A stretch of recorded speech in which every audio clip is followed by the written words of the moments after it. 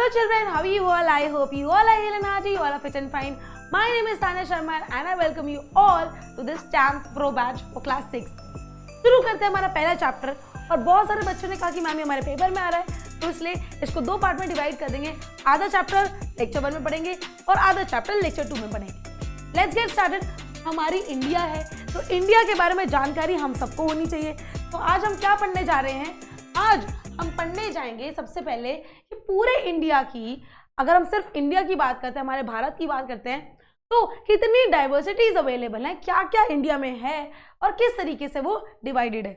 सबसे पहले अगर हम देखें, बात करें तो इंडिया ज्योग्राफिकल एक्सपेंस में बहुत ज़्यादा बड़ा है। इंडिया की ज्योग्राफी यानी इंडिया का एरिया बहुत ज़्यादा बड़ा है, क्योंकि हमारा ज्योग्राफी का चैप्टर है। तो ज्योग्राफी का मतलब क्या होता है कि हम एरिया वाइज डिवाइड करते हैं पूरे की पूरी कंट्री को। तो इंडिया एज अ कंट्री बहुत बड़ी कंट्री है, ठीक है। और अगर ये बहुत बड़ी कंट्री है तो ये डिवाइडेड कैसे है? ये डिवाइडेड है इनटू हिमालयाज, ये डिवाइडेड है इनटू नॉर्दर्न प्लेन्स, ये डिवाइडेड है इनटू डेजर्ट्स और ये डिवाइडेड है इनटू कोस्टल एरियाज। तो यानी कि मैम हमारे इंडिया के अंदर इतनी सारी चीजें, जी हाँ, अगर आप ये ब्लू पार्ट देखोगे तो इसका मतलब है कि ये ब्लू पार्ट पे बहुत ज्यादा क्या अवेलेबल है?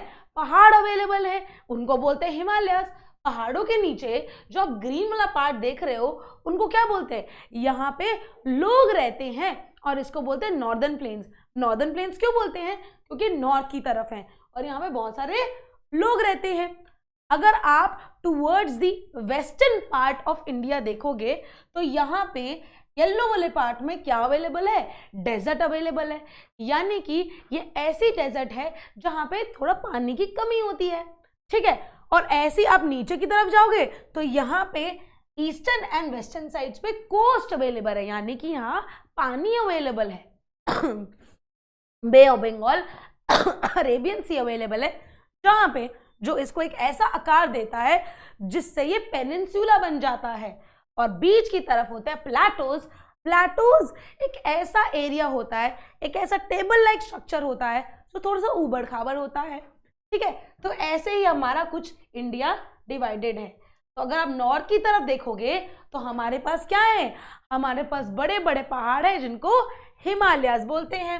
उसके अलावा अगर आप अरेबियन सी देखोगे यानी कि इस तरफ, तो अरेबियन सी वेस्ट की तरफ अवेलेबल है, यानी कि ये वाला पार्ट। और बे ऑफ बंगाल ईस्ट की तरफ अवेलेबल है, यानी कि ये वाला पार्ट। और नॉर्थ साउथ की तरफ देखोगे तो ये बन जाता है इंडियन ओशन, यानी कि एक ऐसा पार्ट जो तीनों तरफ पानी है, ओशंस और सीज हैं, उस पार्ट को बोलते हैं पेनिनसुला। तो यानी कि ये जो ट्रायंगल बन रहा है, Arabian sea on the west, Indian ocean towards the south and bay of Bengal towards the west, ये क्या बनता है? इंडिया का पेनिनसुला बनता है, जिसको हम बोलते हैं इंडियन पेनिनसुला, ठीक है। उसके बाद अगर हम देखें तो पेनिनसुला क्या है? Arabian sea, west Bengal and bay of Bengal and Indian ocean. The peninsula is a piece of land that is surrounded by water on the three sides. तीन साइड्स पे जो वाटर होता है, ठीक है, उसको हम बोलते हैं पेनिनसुला। एक ऐसा पीस ऑफ लैंड है, यानी कि एक साइड ट्रायंगुलर लैंड होता है, तीनों साइड पे जिसके पानी अवेलेबल होता है। उसके बाद अगर हम एरिया की बात करें, ये तो हमने ओवरऑल फिजिकल फीचर्स की बात करी, ये इंडिया के क्या हैं? ये इंडिया के फिजिकल फीचर्स हैं। सेकंड हम बात करते हैं कि इंडिया के अंदर जो एरिया है वो कैसे डिवाइडेड है।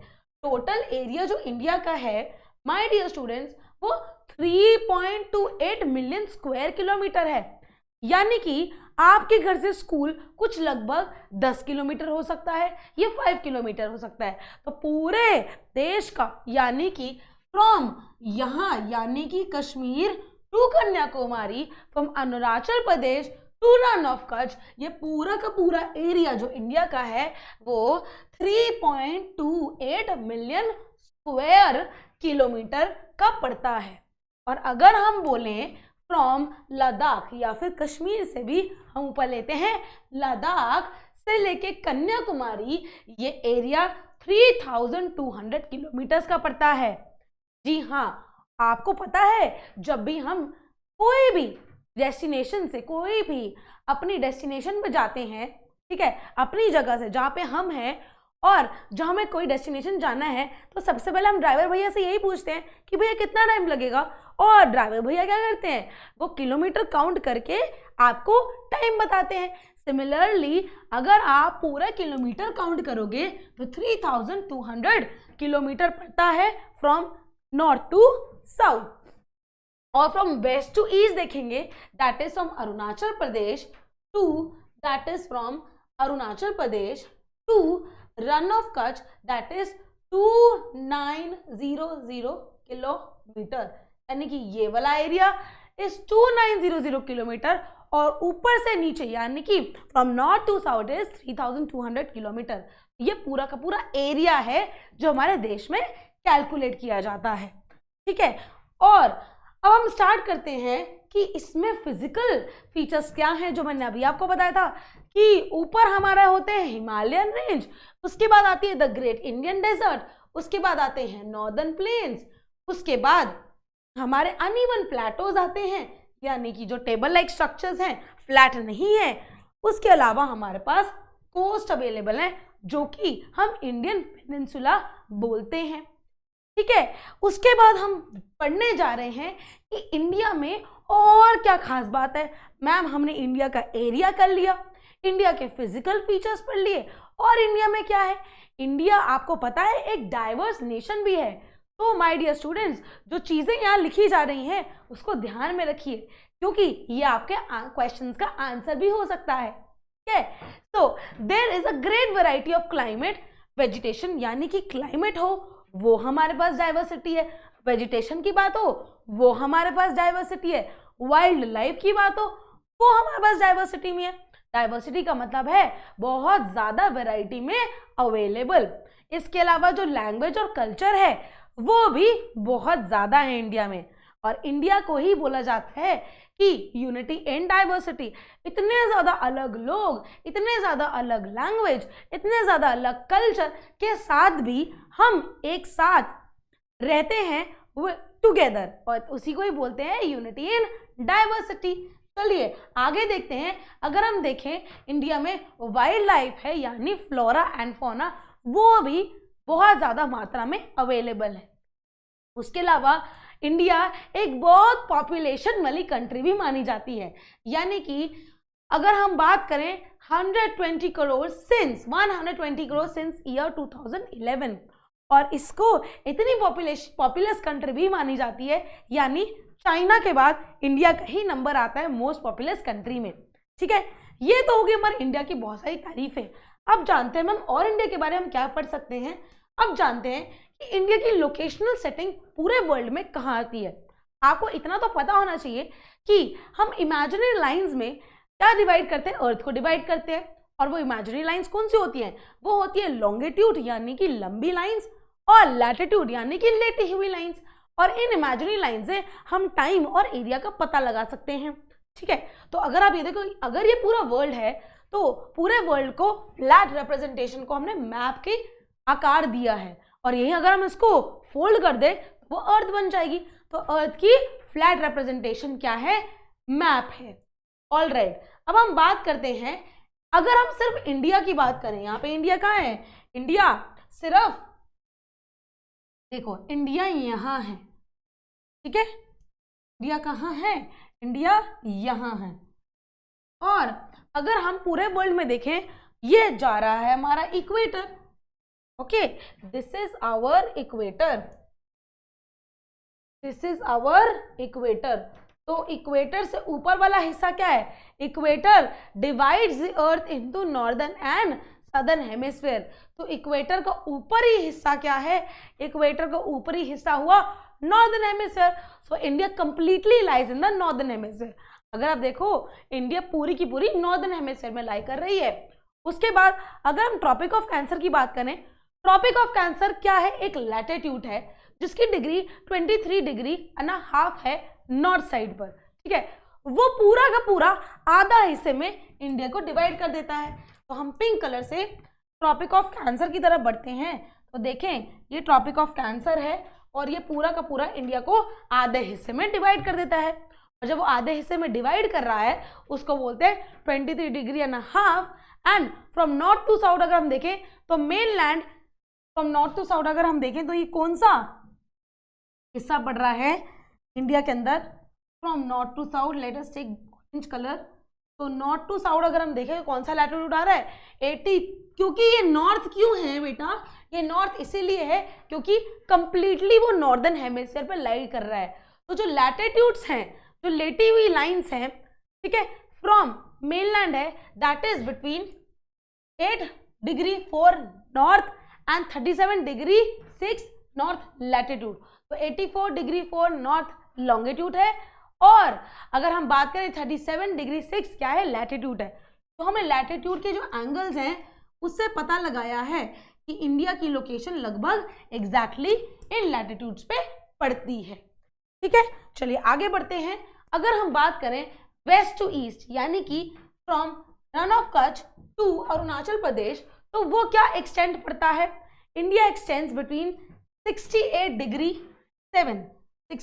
डिग्री 7 यानी कि ये हमारा लैटिट्यूड है।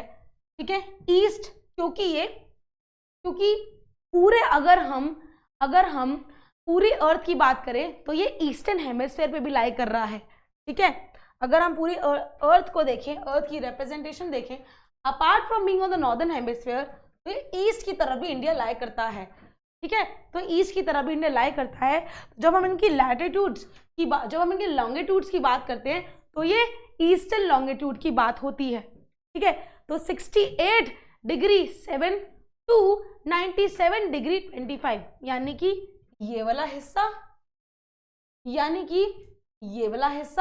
और ये वाला हिस्सा। ठीक है, तो ये क्या पड़ रहा है? 68 डिग्री 7 ईस्ट, 97 डिग्री 25 ईस्ट। ये जो चार चीजें बेटा आपको याद करनी है। ये याद करने का तरीका क्या है? आप इसको कम से कम 10 टाइम्स लिखो, क्योंकि मैम हम याद करते हैं और हम भूल जाते हैं, है ना। तो वो भूलने का तरीका क्या है? जब आप उसको 10 टाइम्स एक पेज के ऊपर लिखोगे और बार बार लिखोगे तो आपको वो डेफिनेटली याद होगी। और ये ट्रिक्स इनटू 10 राइटिंग बहुत ही कमाल की चीज़ है। आप बड़े बड़े आंसर्स भी इससे याद कर सकते हो। अब बात आती है कि मैम टाइम हम कैसे डिसाइड करते हैं और टाइम किससे डिटरमाइन होता है? डेफिनेटली टाइम होता है लॉन्गिट्यूड से डिटरमाइन।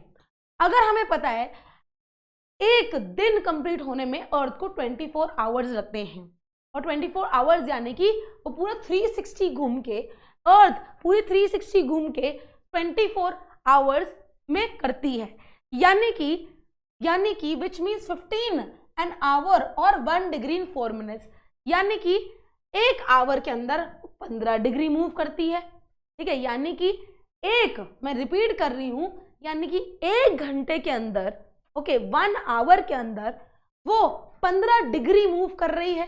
15 डिग्री ऐसे 1 घंटे के अंदर, या फिर 1 डिग्री मूव करती है 4 मिनट्स में, यानी एक डिग्री मूव कर रही है वो 4 मिनट। उसको 4 मिनट लगते हैं 1 डिग्री मूव करने में, फिर 4 मिनट लगते हैं 1 डिग्री मूव करने में। ठीक है, ये कैलकुलेशन हमने मेन लेक्चर में भी किया था। अब उसके अकॉर्डिंग बेटा जब हम लॉन्गिट्यूड्स की बात करते हैं कि इस लॉन्गिट्यूड से इस लॉन्गिट्यूड, ठीक है, आपको पता है लॉन्गिट्यूड लंबी वाली लाइंस होती हैं। इस चक्कर में अगर हम एरिया देखें, इंडिया का एरिया बिग है। ठीक है, इंडिया का एरिया क्या है? बिग है। इस चक्कर में जो कि इंडिया का एरिया बिग है तो 1 डिग्री ऐसे प्लस आउट करके 2 घंटे का गैप आ जाता है फ्रॉम दिस प्लेस। ठीक है, 2 घंटे का गैप आ जाता है from this place to this place, क्योंकि एरिया बहुत ज्यादा है।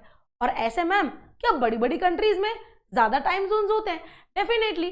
तो जैसे कि इससे भी ज्यादा कोई बड़ी कंट्री हो, इंडिया से ज्यादा कोई बड़ी कंट्री हो, तो वहां पे भी ऐसा ही होता है, क्योंकि हर 1 डिग्री पर 4 मिनट का डिफरेंस है। ऐसी अगर कोई बड़ी कंट्री होगी तो वहां पे टाइम डिफरेंस अपने आप आ जाएगा। ठीक है, तो इसलिए कहीं ना कहीं इंडिया के अंदर 2 घंटे का डिफरेंस लिया जाता है, या रन ऑफ कच्छ से हम अरुणाचल प्रदेश में 2 घंटे का डिफरेंस है।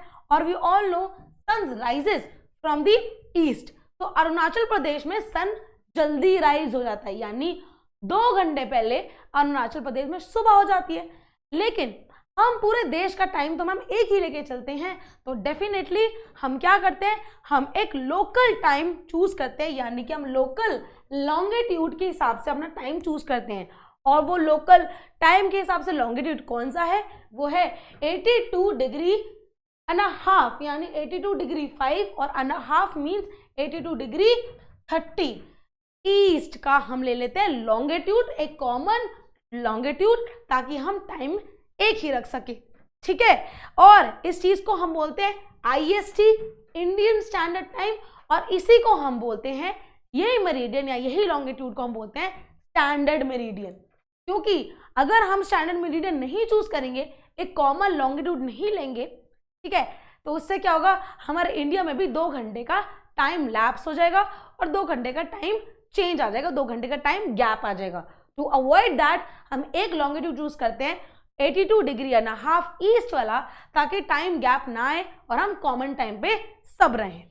अपार्ट फ्रॉम दिस, इसके अलावा हमें एक और चीज करनी है, और हम आधे लेक्चर में पहुंच चुके हैं। लास्ट चीज यही है कि जब India is divided from Sri Lanka, तो ये एक ये नॉर्मल चीज होती है, जब दो लैंड सेपरेट होते हैं विद अ वाटर बेस, ठीक है, एक लैंड है इंडिया, एक लैंड है श्रीलंका, ठीक है, और ये डिवाइड हो रहे हैं बिटवीन एक चीज से डिवाइड हो रहे हैं, सेपरेट हो रहे हैं, ठीक है, और उसको बोला जाता है स्ट्रेट। तो यानी कि जब श्रीलंका इंडिया से सेपरेट हो रहा है, तो इस चीज को बोला जा रहा है स्ट्रेट, और ये बोला जाता है पाक स्ट्रेट, और इसका टर्म या इसका नाम आता है पाक स्ट्रेट। ठीक है, तो ये फिल इन द ब्लैंक्स में बेटा बहुत इंपॉर्टेंट होता है, और ये आपको याद करना है। हम आधा लेक्चर कर चुके हैं, जिसके तहत हमने फिजिकल डिविजन्स देखे, हमने ये देखा कि पूरा इंडिया का एरिया कितना है, हमने ये देखा कि इंडिया कैसे डिवाइडेड है, और इतने बड़े एरिया में लॉन्गिट्यूड और लैटिट्यूड्स में डिवाइड करते हैं। इसके अलावा हमने ये देखा कि इंडिया कितना डाइवर्स है, और फिर हमने इंडिया की लोकेशनल सेटिंग्स देखी, और लास्ट में हमने ये देखा कि इंडिया का टाइम जोन क्या है, और हम कॉमन टाइम क्यों लेके चलते हैं, जबकि इंडिया डिवाइडेड है इनटू 2 आवर्स का गैप। ठीक है, इसके बाद हमने स्टैंडर्ड मेरिडियन की फुल फॉर्म भी कर लिया, IST की फुल फॉर्म भी कर लिया, और हमने एक और चीज देखी जिसको बोलते हैं लोकेशनल सेटिंग्स, यानी कि जब हम बात कर रहे होते हैं पूरी की पूरी सेटिंग्स की, यानी कि ये आई कहाँ से, जब अर्थ 360 मूव करती है, I'm repeating myself again, ये डिग्री कैसे आया, जब अर्थ 360 मूव करती है, यानी अर्थ फुल रोटेट करती है 24 घंटे में, ठीक है, तो यानी कि 1 घंटे में 15 डिग्री मूव कर रही है, और यानी 1 डिग्री मूव करने के लिए उसको क्या लग रहे हैं, उसको 4 मिनट लग रहे हैं। तो इस कैलकुलेशन के आधार पर हमने ये फाइंड आउट किया कि जितना बड़ा एरिया होता है उस हिसाब से डिफरेंस आ जाता है अपने आप, और उसको कम बैक करने के लिए हम टाइम जोन्स में डिवाइड करते हैं और एक कॉमन टाइम चूज करते हैं। ठीक है, तो this is how we have ended our lecture. छोटा सा लेक्चर था, लेकिन हो सकता है कि आपके टाइम कम है आपका एग्जाम्स में, और ये आपको कम टाइम वाला लेक्चर बहुत ही हेल्पफुल और बहुत ही अच्छा लगेगा। Thank you so much children, see you in the next lecture, और जिसमें हम पूरा चैप्टर कंप्लीट कर देंगे। Alright, bye bye children, see you next time.